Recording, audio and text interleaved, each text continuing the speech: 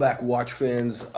Today we're talking about the Rolex Day Date 36, and I don't think I've covered the new releases of the new kind of the new variations that Rolex has put out in 2024. Because let's face it, the Day Date 36 is, I mean, this thing's been around for what, over 60 years. Unbelievable but true. 60 years this thing has been around, and it's kind of I don't want to use the word icon. I hate to use the word icon because it's such one of these wanker descriptions that you see Hodinky or Hoodwinky use. The usual watch writers, which is kind of the bottom of the barrel of journalism. The watch writers are kind of really the bottom of the barrel of humanity, if you will. And by the way, I love this new word I'm seeing, gatekeeping. Gatekeeping for the watch collectors. Like this is some big deal. Anyway, it's kind of interesting. I completely overlooked this. And for some reason, I just popped across this new Day Date 36 with the baguette diamond markers, which I think is absolutely stunning. I mean, again, there is a huge difference when we're talking these kind of baguette diamond markers versus, kind of what we've seen before. These what I call these like little baby diamonds. This is kind of like, what Rolex has been doing forever for the last, I don't know, 100 years, 40 years. Whereas this is what they should have been really doing all along. Now, they have a couple of variations of this with the baguettes, right? I think the ultimate would be if they did this with a meteorite dial. They haven't. They're doing this with a mother of pearl, which I think is really a little bit. I'm not sure if it's more of a feminine watch. I think when you're talking about mother of pearl and diamonds, we're kind of getting into more of a, it's a little bit of a feminine vibe. Much wow, that's right, much wow. I don't know, watch Nicholas. This is maybe the watch that you should have gotten. Actually, this is ideal for a male gigolo such as yourself. When you're getting the those, when you're providing, companionship services to, women 60 plus, 55 plus females, well-to-do 55 plus females. This is the type of watch you should be wearing, either rose gold, or actually, I'll tell you what, the right one is, and I don't know, I'm not sure if the rose gold and this blue green, I don't know what this actually looks like in person. So the jury is out, but I'll tell you what, when you're talking about this watch in, hang on a second, let me pull this up, white gold, which is, I think, really kind of the way to go. And again, just plain, not this. Look at this configuration. White gold, blue dial, baguette diamonds. This, I believe, is the perfect watch. It is the perfect watch when you think about it. Now, the only thing is, the problem is, we've seen the Day Date for so long. I had one for over 25 years. This makes me feel old saying it, but it's so it's kind of like there's nothing. The thing that's kind of missing is the.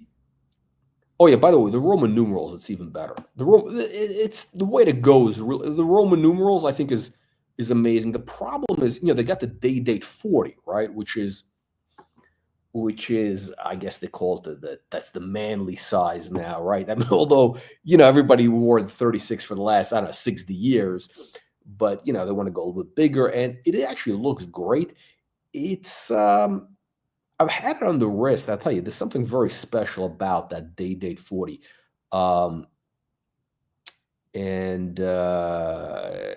Again, my wrist is, what is it? I think I have a 6 1/4 or 6 1/3, a smaller size, right? But The Day-Date 40 really is a very special watch. Now, I'll tell you what, though, with these baguettes on the Day-Date 36, it's amazing. Um, I think maybe they should do like an intermediate size, maybe a 38. But here's the thing. Here's my issue with Rolex. Here's what it comes down to. Here's the big issue with Rolex, right? The problem is this. The problem is they're asking. The problem is the price.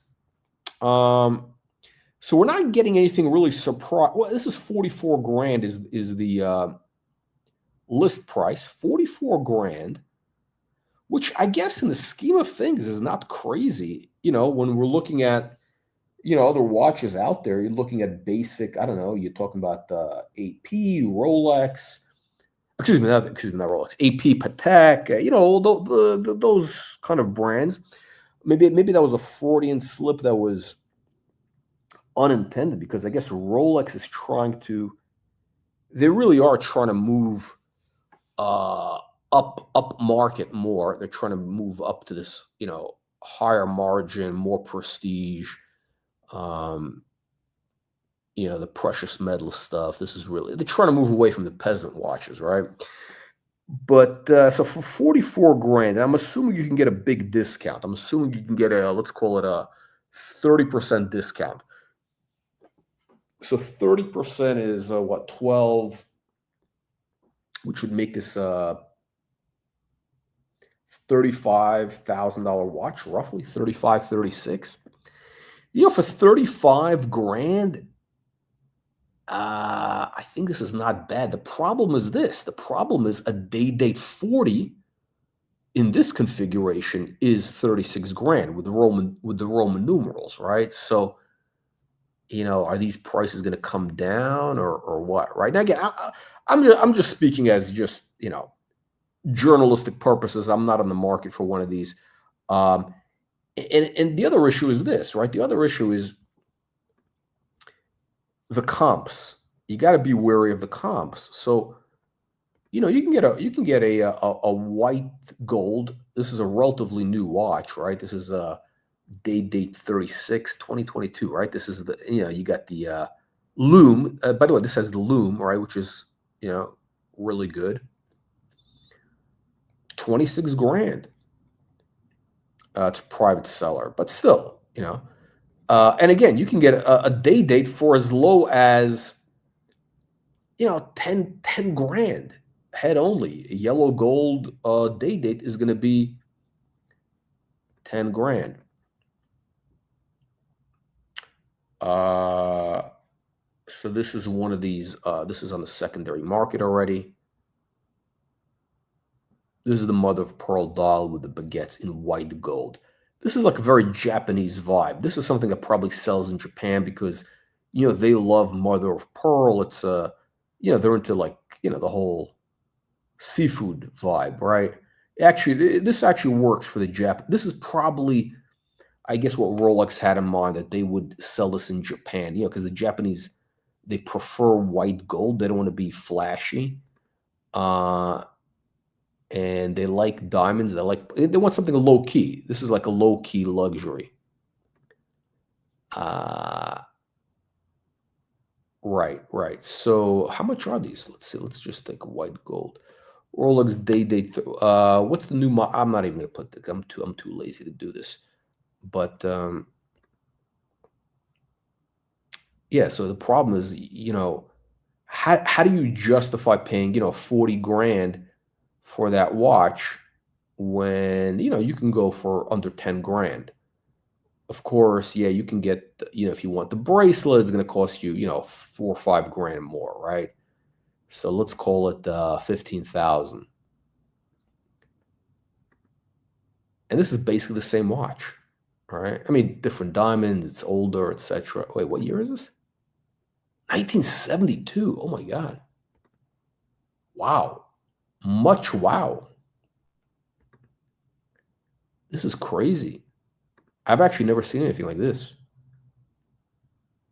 It's got this. This is the, what do they call this? The European style buckle or whatever. I don't know. This is, the tomato can buckle.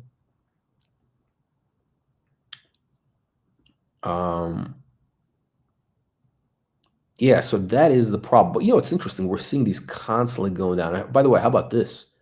The Tridor. A lot of people don't know about this watch. I mean, this is this is actually it's two-tone gold, right? I mean, they did variations. This is the white gold, which you almost never see. So it's a white gold Tridor. So this is like different alloys of gold, which they made the white, yellow, they did also crazy stuff. This is in the 80s they were doing this stuff. 1985. Oh, no, they call this the Toridol. Wow. I mean, this is from Japan also, right? Yeah, this is a very Japanese vibe, something really funky like this. So that is, that's kind of the problem when you're talking, when you're comparing, right? When you're comparing these, new. So this, I think, this is a big problem for Rolex. How do they justify these prices now? And they're going to raise prices. They're going to be jacking up prices. I think 10% or something. Are they crazy? I think they're going to try to get 10% is like over 50 grand. 15%. I mean, it doesn't matter. It really doesn't matter. But nobody's paying 50 grand for this watch. I just can't see that happening. 50 grand. I mean, I guess the idea, though, of course, is that's going to be the list price, and it's going to be taken for granted that they're going to offer heavy discounts, or at least a discount to get back into this like 40 range. So that price stuff is a bunch of bullshit. Now, hang on one moment. I'm going to step away. I'll be right back in 30 seconds.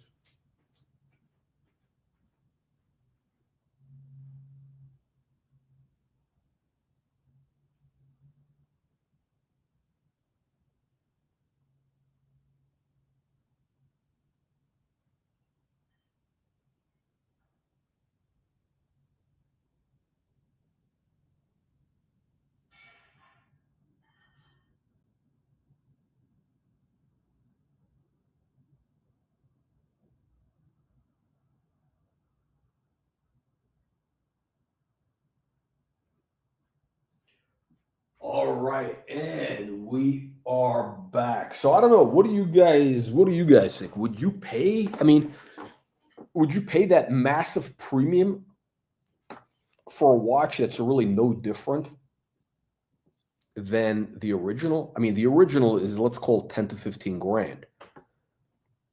15 grand for, on the bracelet.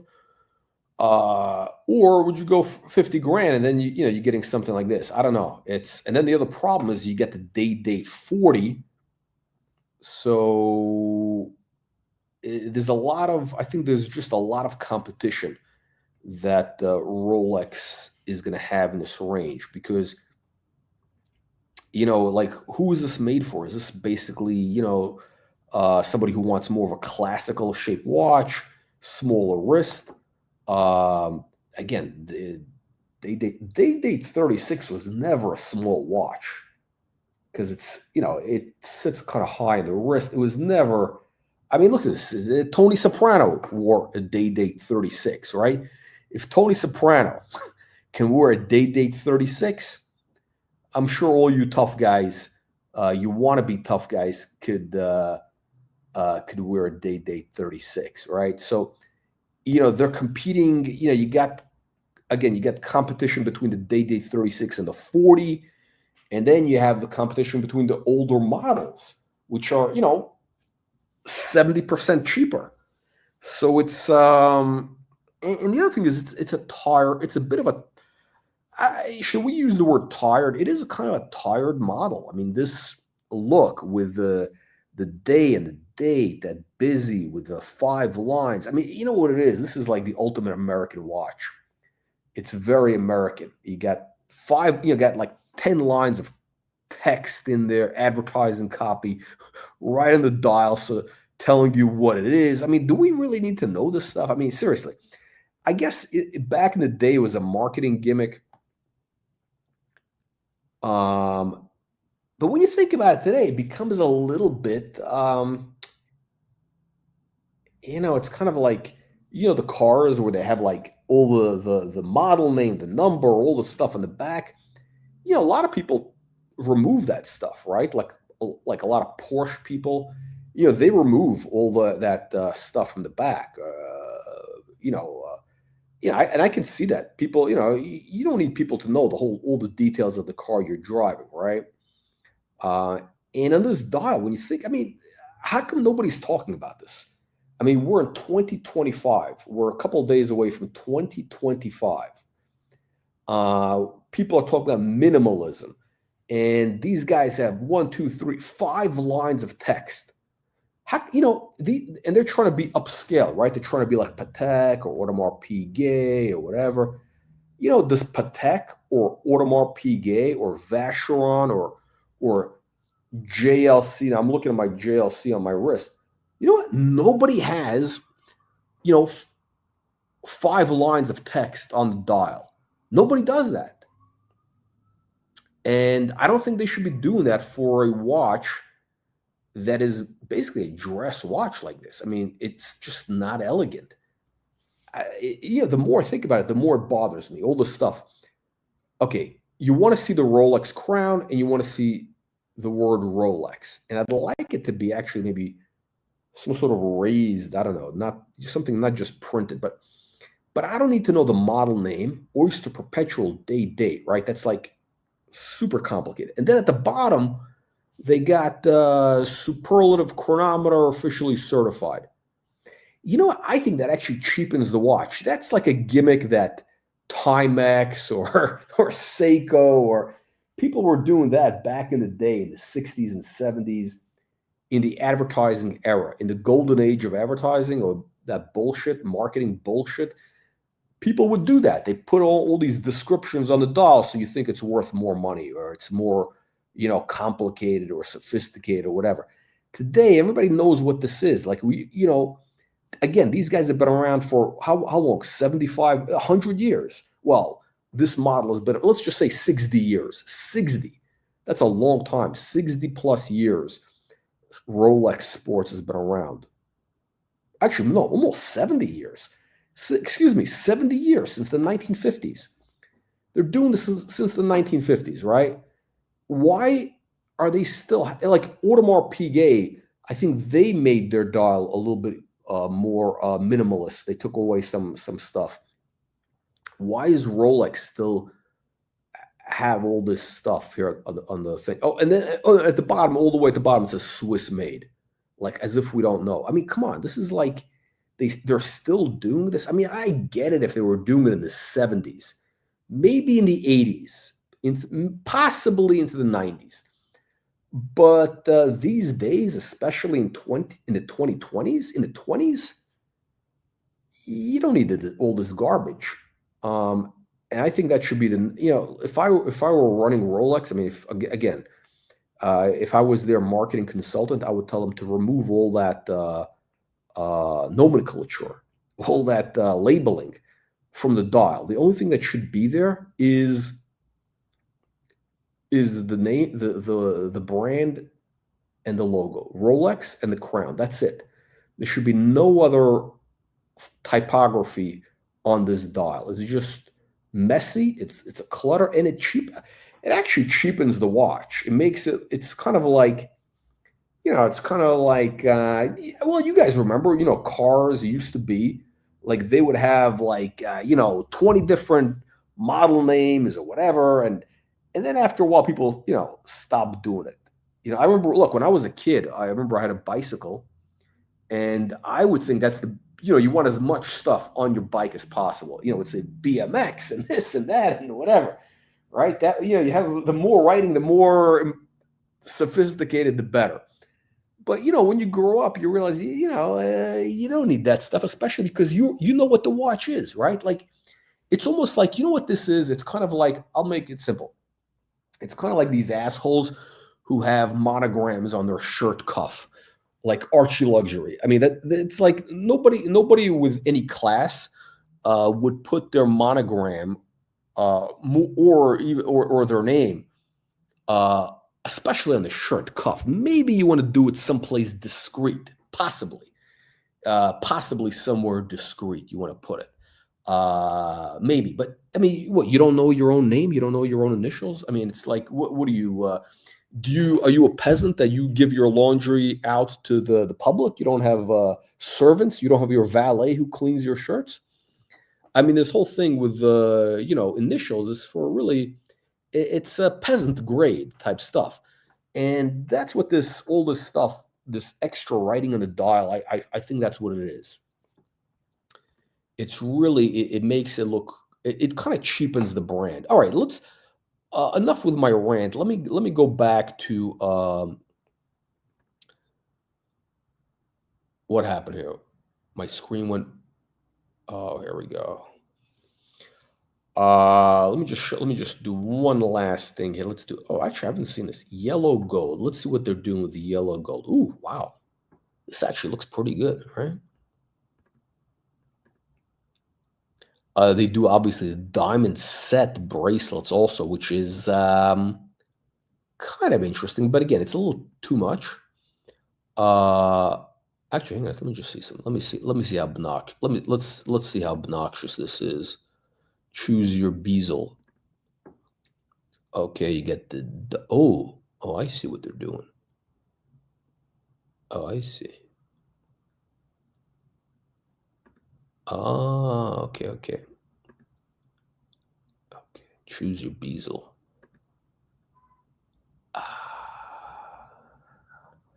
Okay, so the date 36. Look at this.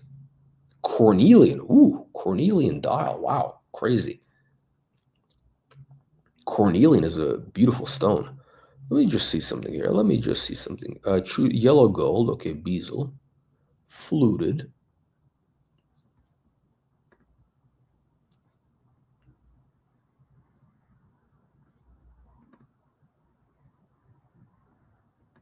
Okay, let's just normal. Okay, let's see what are the dial options for yellow gold, which is, wow, look at this. On the date 36, they have few, well, okay, no, not fewer, they have more. Oh, it's not bad, right? Look at this. You got the green. Oh, green baguettes. Wow. Wow. Yeah, that's pretty stunning, actually. This is the green and the diamonds. Wow. Again, with a green dial, yellow gold is the way to go. That is the way to go. That's actually a stunning watch. If you're gonna do the yellow gold, man, that is a way to go. I mean, if I think if you have to do yellow gold, you should go with a green dial. Green baguette dial. Let's see what else they have.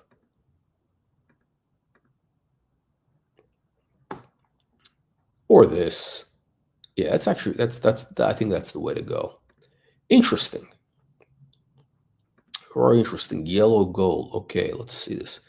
See, it's I'm glad I'm doing this live stream. Otherwise, I would never have bothered to deal with this. These peasant watches. Let's see, dials. What are the options on platinum?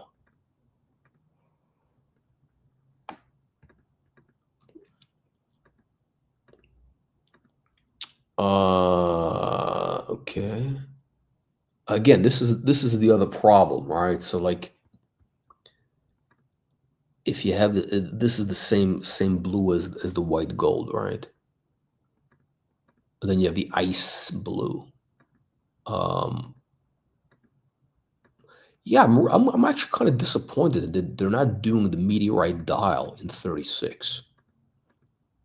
Very disappointing that they don't have a meteorite dial here. I wonder why. But yeah. So the problem with platinum is it's a cheap metal. It's not prestigious. I mean, again, platinum. What does a platinum cost right now? Hang on a second. What is a platinum spot?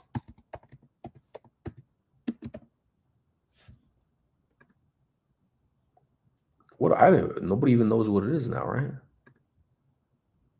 Wow. Much wow. Platinum right now. I don't even, nobody even pays attention. So platinum is only $964 an ounce. $964 an ounce. And gold is, 2,600. I mean, let's just make it's basically 3 times. So it used to be back in the day, and again, I think I did a video on this. Back in the day, I remember this because one of my first jobs when I was a wee lad was working at the New York Mercantile Exchange. I was the phone clerk in the platinum and palladium pit. And I remember the platinum was always, 2 times higher than gold. Especially at some point, it was maybe more, but it was basically twice the price of gold back in the day, right? That was what, early 90s. And it continued that way for a long time, probably into the early 2000s. Platinum was basically double the price of gold. And now the ratio went completely, what is it? Contango, is it? What do you call it? When it goes in reverse? Contango? It reversed. It completely flipped. Now gold is 3 times the price of platinum. So these buchiachs, you know what a buchiach is? Google it. You Google the word buchiach and you see a picture of this guy, Original OC, as he calls himself. That's the buchiach Okuk, as we call him. But buchiach Okuk, he thinks he's, a heavy hitter, as he would say, rocking a platinum watch. Platinum is a cheap metal, as I've been saying for quite a while in these videos. Platinum is a third the price of gold. Okay, let me repeat. An ounce of platinum is less than $1,000. Gold is almost 3,000. So which is the more prestigious metal? I mean, do I need to explain how the math works to you? So, and here's the problem with platinum. Here's the real problem. It's very heavy. This is the issue I have. It's very heavy. It's a little bit dull. I find it's a little bit dull. Meaning, and look at these fuckers. Can you believe this? They're charging $58,000 for a platinum watch when it costs them a third the price of the gold cost. I mean, it should be, the platinum watch should be, half the price of the yellow gold, or the rose gold, whatever it is, right? Platinum should be half the price of yellow gold. But these guys, here's the thing with these Swiss, they know how to rip you off. They've been ripping you off for decades, and they continue to rip you off because they're charging you premium prices for platinum when platinum is a cheap industrial metal. I've been saying it's an industrial metal forever, right? It's an industrial metal. Let me repeat again. It's a cheap industrial metal. It's a third the price of gold. And why are they charging a premium? Because it goes back to, 75 years ago when platinum was more expensive. Platinum was always traditionally a little bit more pricey than gold. But then people figured it out, right? So, now they're just ripping you off. Explain to me. This is 36 grand. I mean, basically, they're charging almost double. I mean, these guys are, it's an insult. That's what this is. It's an absolute insult that they would charge us. And here's the other problem.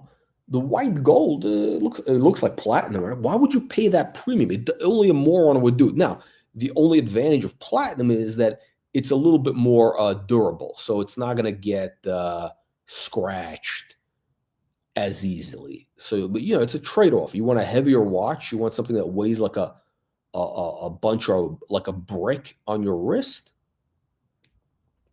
but it's not going to get scratched as easily. I mean, it could get scratched, just it's not as easy. So I really don't get the whole, the whole platinum thing. I mean, I wouldn't mind platinum on a dress watch, because, it gives it, like, I don't know, again, less scratch, and it's not as it's not as much of a compromise because, it's just that the dial, the head is platinum, and then you have it on a strap, it's okay. But when you have a full bracelet, a solid bracelet in platinum, it's ridiculous.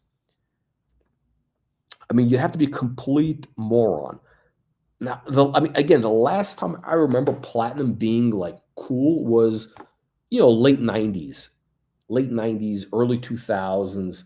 We were still kind of moving away from, it was the white metal was the thing, and platinum was, a more prestigious because it was trading at a premium.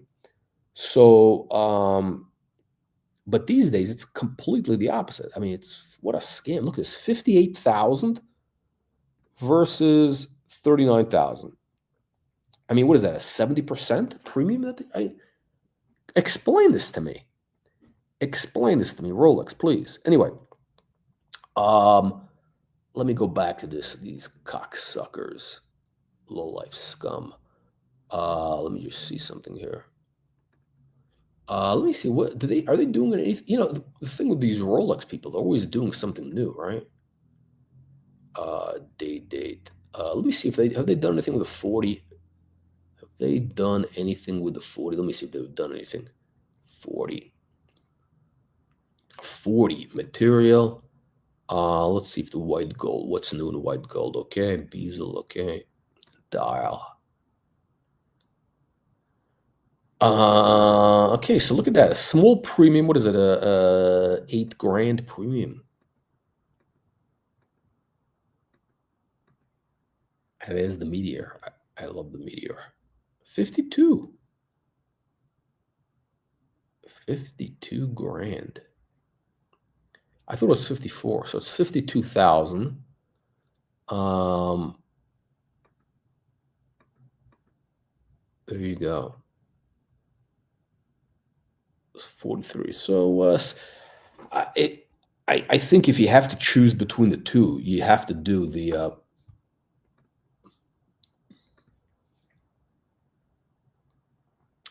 yeah, it's a big scam. It's a big fucking scam. These Swiss scumbags trying to rip you off. Well, if you're going to compare apples to apples, you got to compare white gold to the platinum. I mean, it looks the same. I couldn't tell if you put the two next to each other. I dare you to be able to tell the difference between platinum and white gold. You really can't tell. I mean, maybe I think platinum is a little bit grayer, which I actually don't like. I want something a little bit brighter. So I would say the white gold, but it's really ridiculous. I mean, these guys they must think you're really stupid. I mean, they think you're a bunch of tomato cans and crayon eaters and Palmolive dish soap drinkers. That's what Rolex thinks. I mean, they think you guys are like Juan and Kino, the hubcap thieves in Miami. Ridiculous. Anyway, that's it. Just want to do a quick video update on the world of Rolex and their latest scams to fleece you, to pick your pockets, to steal your children's tuition money. Yeah, so don't be a tomato can. Don't be a crayon eater. As we know of a certain Puerto Rican hubcap thief in Miami would say, the watch market is dead. And I would actually add to it. The watch market is dead like Juan and Kino, and it's floating face down in a jacuzzi at the Man Country bathhouse with where Uncle Curly and the dog trainer of Chicago like to hang out. That's what's happening with the watch market. So yeah, these things are, by the way, the day dates. We did a video before on what's happening in the market. Day date Rolex, that stuff is dead money. It is dead money. Even if you get a discount, a 30% discount, you're not going to be making any money. You'll be lucky. You'll be lucky if you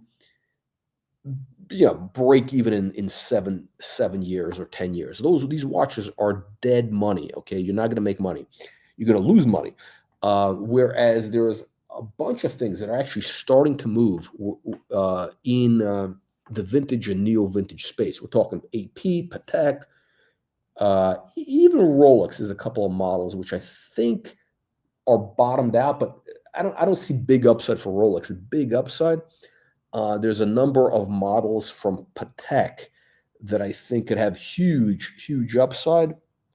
When I say huge upside, I'm talking about, like, a $50,000 watch that could be $100,000 in 7 years. Again, we're not going to see crazy moves for those watches. It's going to be just a nice slow pace, but that's kind of where we're at. So anyway, let me know what you think. Make sure you click the like, subscribe button, and we'll see you on the next one.